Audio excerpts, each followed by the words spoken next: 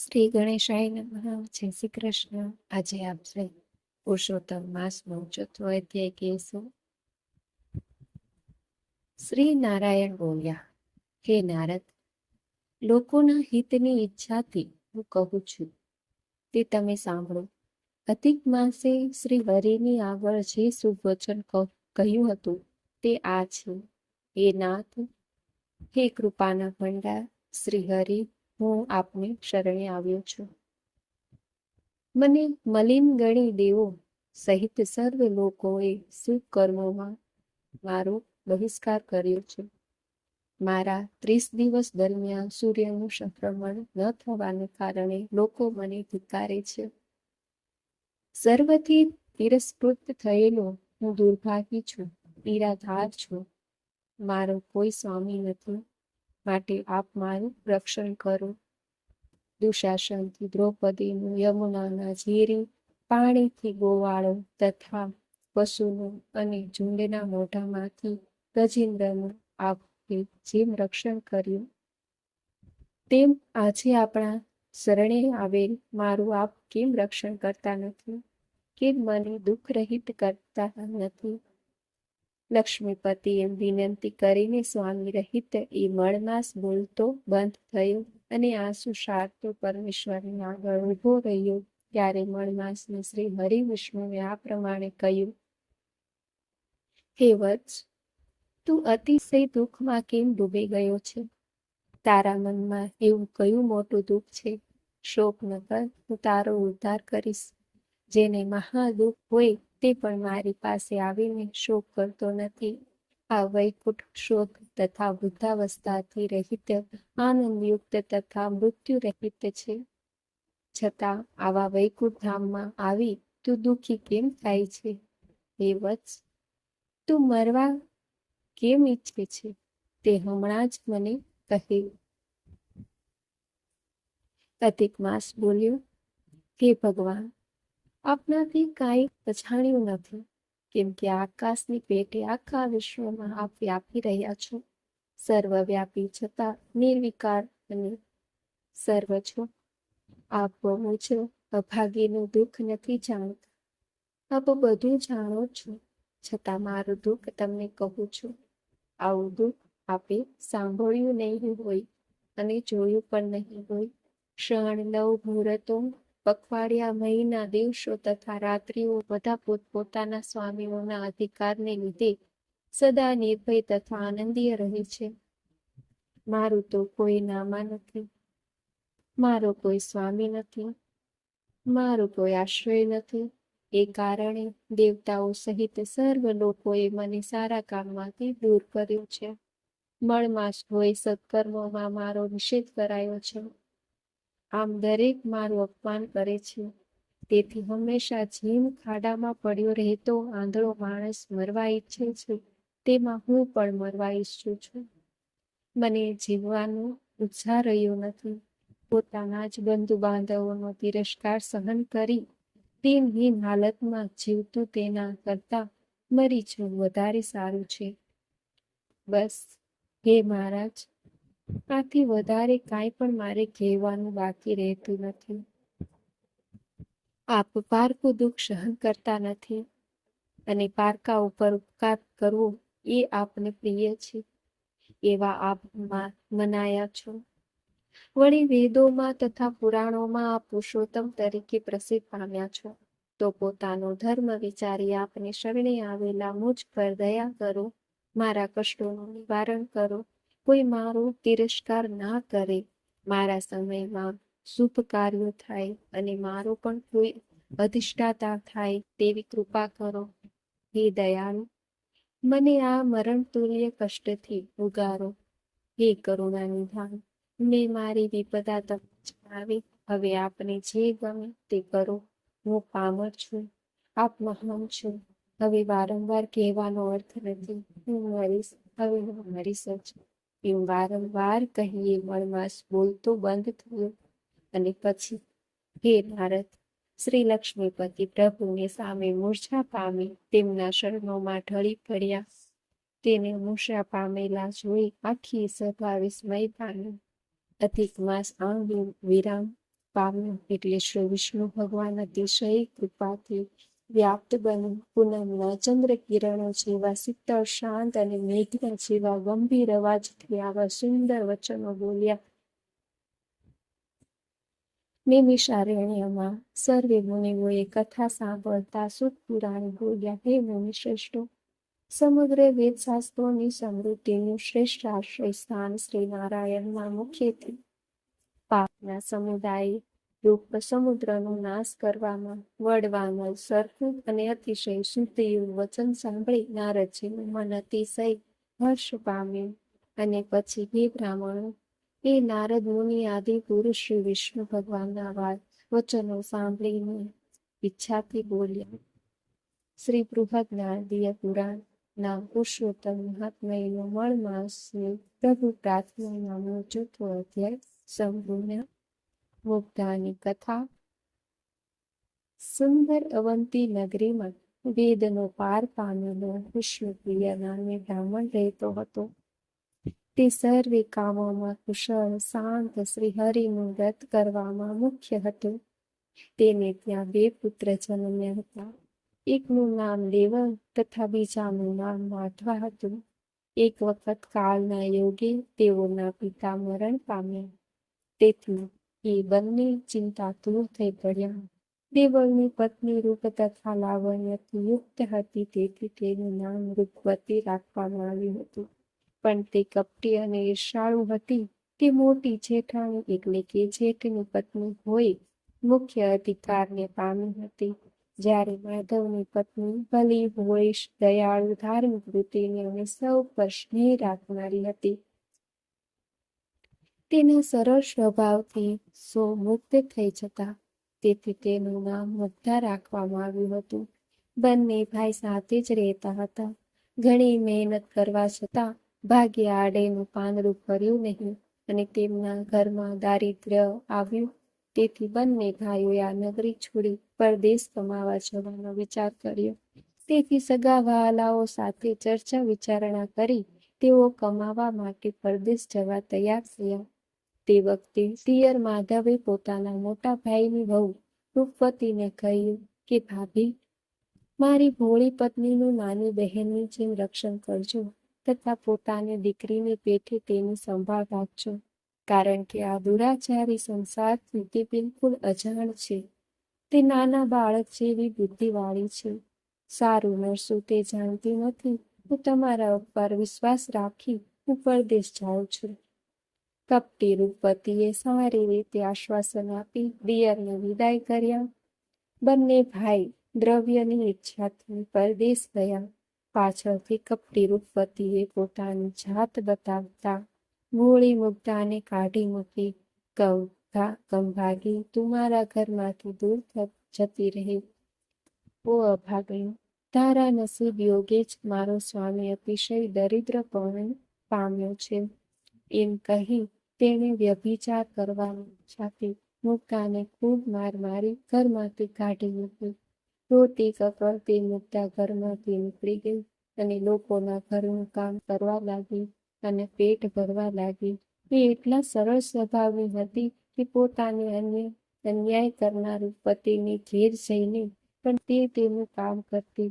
પણ અભિમાન અને વ્યભિચારમાં રત રૂપવતીને તેની કદર ન હતી. એવામાં પુરુષોત્તમ મહિનો આવ્યો. લોકોમાં દેખાડો કરવા દંભી રૂપવતી પણ પોતાની સખીઓ સાથે સ્નાન કરવા તૈયાર થઈ. એને ઘરમાં દેવની સ્થાપના કરી, પૂજાપાઠ ઉપવાસ કર્યા. મુગ્ધા આ બધું જોઈ વિસ્મય પામી. તેણે રૂપવતીને કહ્યું, આ વ્રત મારે લાયક હોય તો મને પણ કહો, તેથી હું પણ કરું.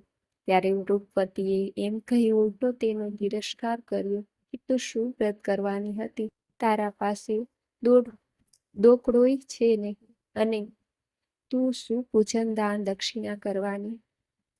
જા, નીકળ અહીંથી. ના જોઈ હોય મોટી વ્રત કરવા વાળી. આથી દુઃખી થઈ તે ચાલી નીકળી.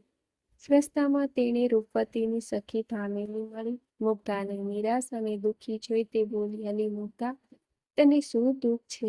તે આટલી ઉદાસ છે? મુગ્ધાએ કહ્યું, બધાને વ્રત કરતા જોઈ મને પણ વ્રત કરવાની ઈચ્છા થઈ અને તમારી સખીને વ્રત વિશે પૂછ્યું તો તેણે કારણ વિના મારો ઘણો તિરસ્કાર કર્યો અને મને ગાળો દીધી. જો હું આવું પવિત્ર વ્રત કરવા માટે લાયક નથી તો મારે જીવીને શું કામ છે?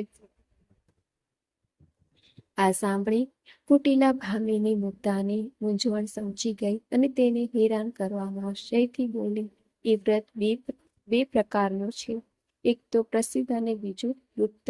આ મળમાસમાં ગુપ્ત રીતે જ સ્નાન કરું. મળમાસની પ્રસન્નતા માટે મેલા પાણીમાં સ્નાન કરું. પાણીમાં જેટલો દુર્ગંધવાળો મેલ વધુ એટલા શ્રી હરિ જલ્દી પ્રસન્ન થાય છે. દિવસમાં 3 વાર ભોજન કરું. ભોજન પણ તીખા અને કડવા પદાર્થનું કરું. પીપળાનું પૂજન કરું અને પાંદડાના પાડિયાનું દાન કરું. મેં રૂપવતીને પણ આ વ્રત કહ્યું છે, માટે તું આ ગુપ્ત વ્રત જ કર, જેથી તારા પર શ્રી હરિ જલ્દી પ્રસન્ન થશે. ભામિનીએ ઢગેલી ભોળી મુગ્ધાને તો અતિ પ્રસન્ન થઈ. હું તમે જણાવ્યા પ્રમાણે જ વ્રત કરીશ એમ કહી દીધું, કેમ કે તે ગૂઢ કપટ કે કુટિલતાને તો જાણતી જ ન હતી. પછી તે બાળાએ ઘરે જઈ ભામિનીએ જણાવ્યા પ્રમાણે જ વ્રત કરવા માંડ્યું. તેણે તો ભામિનીના કહેવા પ્રમાણે વ્રતની શરૂઆત કરી. એ પોતે તો વિધિ કે નિષેધને કોઈ રીતે જાણતી જ ન હતી. કેવળ શ્રદ્ધાથી વ્રત કરવા માંડી. તે ગંદા પાણીથી નહાતી, ગંદા પાણીનું પૂજન કરતી અને કડવા તીખા પદાર્થોનું દિવસમાં 3 વાર ભોજન કરતી. પછી છેલ્લે દિવસે તે બાળા ભામિની ઘેર ગઈ. તેણે કહ્યું, હે સખી, મેં તારા જણાવ્યા પ્રમાણે વ્રત કર્યું. હવે પ્રભુ મારા ઉપર પ્રસન્ન થશે ને?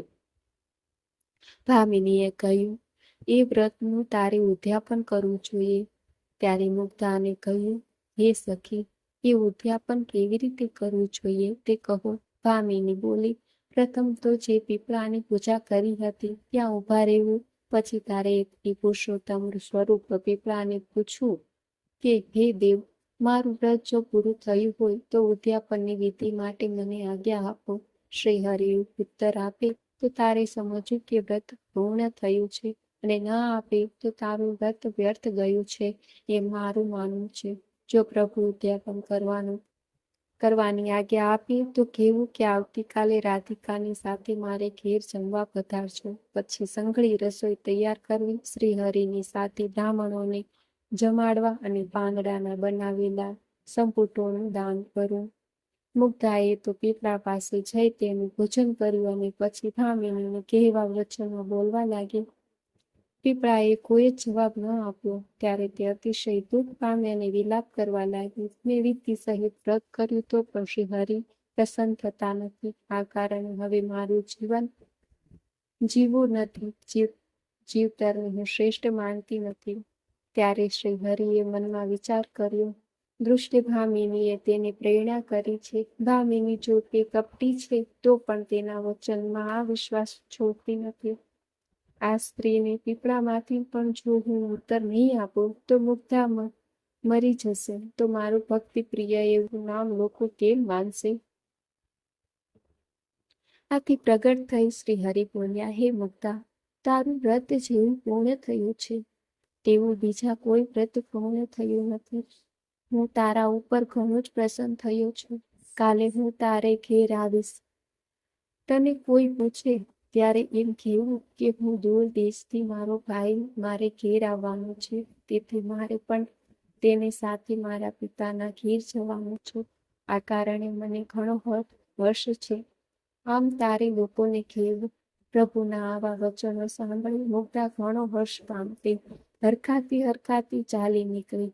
પછી મુગ્ધા ભામિનીના ઘેર ઉદ્યાપનની વિધિ કેવી રીતે કરવી તે પૂછવા ગઈ. ત્યાં જઈ મુગ્ધાએ બનેલી વિગત કહી, પણ ભામિનીએ તેની વાત સાચી માની નહીં અને તેની વધારે ટેકણી કરવા લાગી. ત્યારે 108 બ્રાહ્મણોને નોતરા આપવા પછી શ્રી હરિનું મેં પીપળાનું સવારે પૂજન કરું. પછી તારા ભાઈ બની આવેલ પુરુષોત્તમને કહેવું કે તમે આ બ્રાહ્મણોને જમાડી દો. પુરુષોત્તમ ભગવાન 108 બ્રાહ્મણોને જમાડશે અને એટલા લાડવામાંથી તારું વ્રત પૂર્ણ થઈ જશે. પરંતુ તારે આ વ્રત કોઈને કહેવાનું નથી. હરખાતી મુક્તા રૂપવતીને ત્યાં ગઈ અને બ્રાહ્મણોને નોતરવાની વાત કહી. ત્યારે રૂપવતીએ તેનો તિરસ્કાર કર્યો. દુઃખી મુક્તા જાતે જઈને 108 બ્રાહ્મણોને નોતરી આવી. રૂપવતીએ પણ તેના પરના દ્વેષથી બ્રાહ્મણોને નોતરા આપી દીધા. બ્રહ્મભોજન દિવસે આવ્યો અને એટલે 6 રસવાળી રસોઈ તૈયાર કરાવી. બીજી બાજુ એક માણસ પણ માંડ તૃપ્તિ ન પામે તેટલી રસોઈ મુક્તાએ તૈયાર કરી. બપોરનો વખત થયો એટલે બંનેના ઘેરે બ્રાહ્મણો જમવા આવ્યા. રૂપવતીના ઘેર 100 બ્રાહ્મણોએ આમંત્રણ મળ્યું હતું. તેઓ તો રસોઈ તૈયાર જોઈને મનમાં ખુશ થઈ ગયા, પરંતુ મુગ્ધાને ઘેર જે 108 બ્રાહ્મણો આવીને બેઠા હતા તેઓ તો રસોઈ મૂકી તૈયારી ન જોઈને વિસ્મય પામ્યા ને કહેવા લાગ્યા, આ મુગ્ધા મૂર્ખી દુબળી આપણને શું જમાડશે? તેના કરતાં પેલી રૂપવતી ધન્યવાદને પાત્ર છે. આમ બ્રાહ્મણો ક્રોધથી જેમ તેમ બોલતા હતા. ત્યાં જ કૃપાનાથ શ્રી પુરુષોત્તમ હરિ ત્યાં પધાર્યા. તે રથમાં બેઠા હતા અને બ્રાહ્મણોના વેશમાં હતા. માધવનું ઘર ક્યાં છે તેમ પૂછવા લાગ્યા. ઘડી વહેલા જણભણાટ કરતા બ્રાહ્મણો તેમના તેજથી મોહિત થઈ પોતાના આસનો તેમને આપવા લાગ્યા અને આપ કોણ છો? ક્યાંથી આવ્યા છો? કેમ પધાર્યા છો? વગેરે પૂછવા લાગ્યા. એટલે શ્રી હરિએ કહે, અમે બધા ઉત્તર દેશના છીએ, માધવના શાળા છીએ. અમારા બનેવી માધવ પરદેશ ગયા છે. બહેનનું દુઃખ સાંભળીને અમે આવ્યા છીએ અને હવે અમારી બહેનને લઈને અમે આવ્યા છીએ તેમ પાછા જઈશું. આમ બ્રાહ્મણોને કહ્યા પછી ભગવાનની મુગ્ધાને કહ્યું, હું પુરુષોત્તમ નામનો તારો ભાઈ છું. આ બ્રાહ્મણોને જમાડી દે અને તારું વ્રત સફળ કર. ત્યાં મૂંઝાયેલી મુગ્ધાએ શ્રી પુરુષોત્તમને કહ્યું, તમે જ આપ બધાને જમાડી દો. મારે હાલ અંગત સગો નથી જે અત્યારે મને મદદ કરે. આથી શ્રી હરિ એ પોતે બધા બ્રાહ્મણોને સ્નાન કરાવી જમવા માટે બેસાડ્યા. શ્રી હરિ રસોઈ પાસે ગયા. જોયું તો ફક્ત એક જ બ્રાહ્મણ જમે તેટલું હતું. પ્રભુ વિસ્મય પામ્યા. મુગ્ધામાં મૂંઝવણનો ભાવ સમજ્યા. પ્રભુએ પાસે પડેલી પત્રાવલીના 100 ટુકડા કર્યા તો તેમાંથી સોનાની 100 થાળી તૈયાર થઈ ગઈ અને પ્રભુએ એક લાડવાના 100 ભાગ કર્યા એટલે તેમાંથી કેટલી જાતના પકવાન તૈયાર થઈ ગયા. પછી જે ભક્તો બ્રાહ્મણના રૂપે શ્રી હરિની સાથે જ આવેલા તે બધી શ્રી હરિ પુરુષોત્તમની આજ્ઞાથી પંગતમાં પીરસવા લાગ્યા. એ રસોઈનો સ્વાદ ખરેખર અમુક હતો અને હોય પણ કેમ નહીં, ત્રિલોકના નાથ શ્રી હરિએ મૂકેલો જે સ્વાદ હતો. બધા વાહ વાહ બોલવા લાગ્યા. આ કારણ આ કોણ છે તેમ પૂછવાને કોઈ સમર્થ રહ્યું નહીં. બધા મોહિત બન્યા હતા. આ રીતે બધા બ્રાહ્મણો મુગ્ધાને ઘેર તૃપ્ત થયા અને શ્રી હરિએ તેમને સોનાની થાળીઓ અને સોનાના પડિયા દાનમાં આપ્યા. બ્રાહ્મણો પણ પ્રસન્ન થયા. મુગ્ધાના વારંવાર વખાણ કરવા લાગ્યા. સત્કાર ભાવ અને રસોઈ સ્વાદથી તૃપ્ત થયેલા તથા દાનથી પ્રસન્ન થઈ મુગ્ધાને આશીર્વાદ આપતા સર્વે ઘેર ગયા. આ બાજુ પેલી રૂપવતીને ત્યાં બ્રાહ્મણો જમવા બેઠા એટલામાં બધી રસોઈ અદ્રશ્ય થઈ ગઈ. આથી તેની સખીઓ શોકાકુળ થઈ ગઈ. વિસ્મય પામી તેમને ભાન થવા લાગ્યું, આ તો મુગ્ધાની મસ્કરી કરવાથી શ્રી હરિ ક્રોધ પામ્યા છે. આ બાજુ નોતરેલા બ્રાહ્મણો જમ્યા વગર ઘરે ગયા અને તેઓ પણ તે પાપીણીની નિંદા કરવા લાગ્યા. આ બાજુ શ્રી હરિ પુરુષોત્તમ મુગ્ધાને કહેવા લાગ્યા, મારી પ્રસાદી હવે તું જમી લે એટલે તારું વ્રત પૂરું થશે. શ્રી પ્રભુના કહેવાથી મુગ્ધાએ પ્રભુ પ્રસાદીનું ભોજન કરતા તેનું ભોળા પણ દૂર થઈ ગયું અને તેની બુદ્ધિ તેજવાન બની અને તેના ચહેરા ઉપર દિવ્ય તેજ પથરાઈ ગયું.